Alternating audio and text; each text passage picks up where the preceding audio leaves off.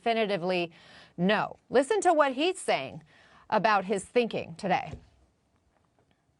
You know me, always willing to work and listen and try. I just got to the wit's end, and they know the real reason what happened. They won't tell you, and I'm not going to because wait. You said they know the real reason. They're not going to tell us. You're not going to tell us. What do you mean? What's the real? Well, the bottom line is there's basically, and it's staff. It's staff driven. I understand staff. This is not the president. This is staff. And they drove some things, and they put some things out that were absolutely inexcusable. And they know what it is, and that's it. What's your message to Manchin right now? Strange that this leader in the Senate, who has been working for scores of hours with the president on this incredibly important legislation, at the last minute would blame it on White House staff. And you notice the way that he made his announcement. He had a staffer go over to the White House before he was to go on the news yesterday and tell the White House. And then when the White House called him prior to his going on the news to say he was going back on his word, he wouldn't take the call. I think that tells you much more about Mr. Manchin than it does about any staffer. This is not a staffer's issue. This is between Mr. Manchin, this administration, and the Senate and House colleagues. The big loser here, the American people. You and other progressive Democrats made this deal to support the infrastructure plan and then pass the Build Back Better plan. Initially, you wanted them to go together. Do you feel betrayed? Certainly, we feel betrayed, but we knew that that was a possibility. We've seen Mr. Manchin waffle before. And so what I'd like to do now is to look past Mr. Manchin. Of course, call him to be a man of his word, but let's look for Republican senators. They know that the measures in this bill will lift families out of poverty in their district, will provide housing for seniors in their district, would provide universal pre-K, would continue the expansion of the Affordable Care Act. So I call upon other senators to go around Mr. Manchin, since he has waffled and flip-flopped so many times, he simply can't be trusted to be a man of his word.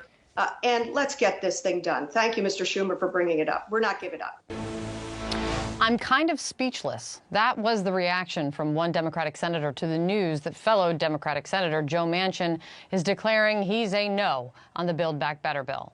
Senator Tina Smith adding this: the frustrating thing about this is that it's hard to negotiate with somebody who seems never interested in getting to yes. Again, that is a Democratic senator talking about another Democratic senator and the Democratic president's signature domestic agenda item.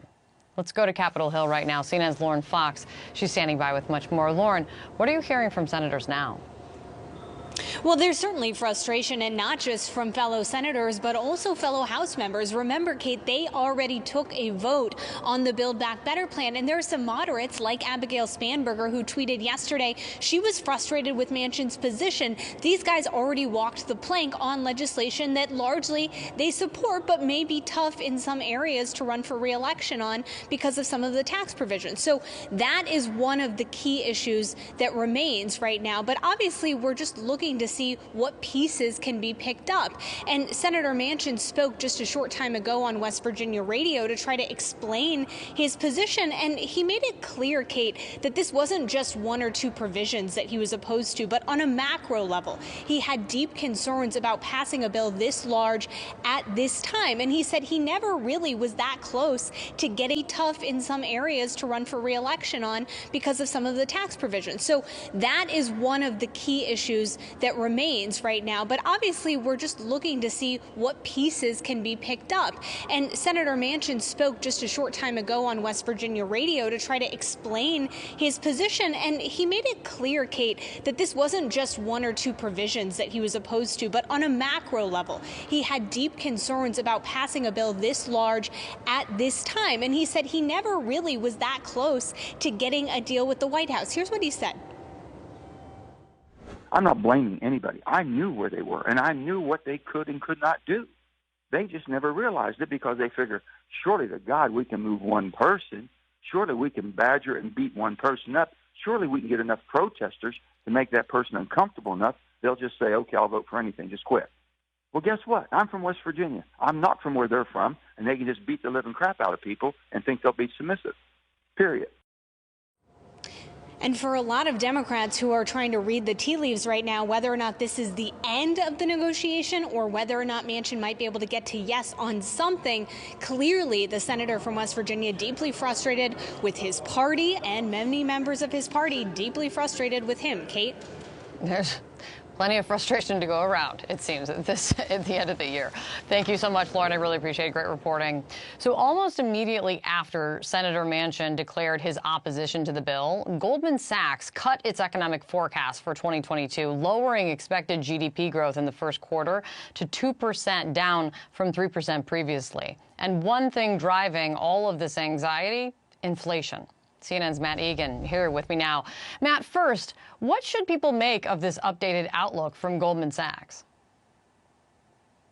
Yeah, Kate, Goldman Sachs wasted no time here. Just hours after Joe Manchin really sent shockwaves throughout Washington with his opposition to Build Back Better, Goldman Sachs coming out and citing the, quote, apparent demise of the president's legislation for why it's dimming its outlook here. Remember, many on Wall Street expected that some version of Build Back Better would get through Congress eventually, and that is now very much in doubt with Manchin's opposition. And so Goldman Sachs is now calling for, as you mentioned, 2% growth in the first quarter for GDP. That is down from 3% previously. They've also trimmed their outlook for the second quarter and for the third quarter as well. They're not calling for no growth or a recession or anything like that, but they do sound a little bit more cautious, a little bit more pessimistic. On Wall Street expected that some version of Build Back Better would get through Congress eventually, and that is now very much in doubt with Manchin's opposition. And so Goldman Sachs is now calling for, as you mentioned, 2% growth in the first quarter for GDP. That is down from 3% previously. They've also trimmed their outlook for the second quarter and for the third quarter as well.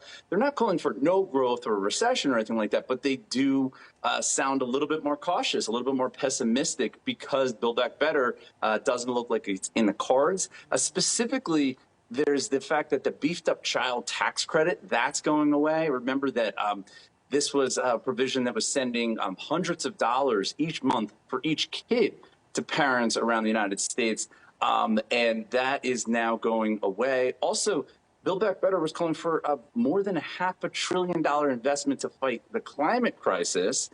That's also now in doubt, Kate. And one thing that Joe Manchin has always cited as a concern of his with this spending bill is inflation. It's impacted every industry this year. Matt, you and I have talked about this throughout the year, but what are you hearing now in terms of just how inflation's expected to play out in the next year? Well, Kate, how inflation plays out, I think, is really one of the biggest questions for 2022, not just for the economy, but for politics and also for the personal finances of virtually everyone in the United States.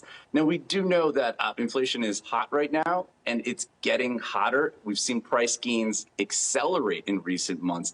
The latest month, November, we saw consumer prices up by nearly 7% from the year before, biggest gains since 1982. We saw record price gains for new cars and on tools and hardware and full service meals. Now, I think the good news is that many people do think that inflation will cool off next year. President Biden has said that we might be near or at a peak of the inflation crisis. I think the bad news is that it could actually get worse before it gets better. Goldman Sachs is calling for consumer price gains to accelerate a bit in the coming months to 7%.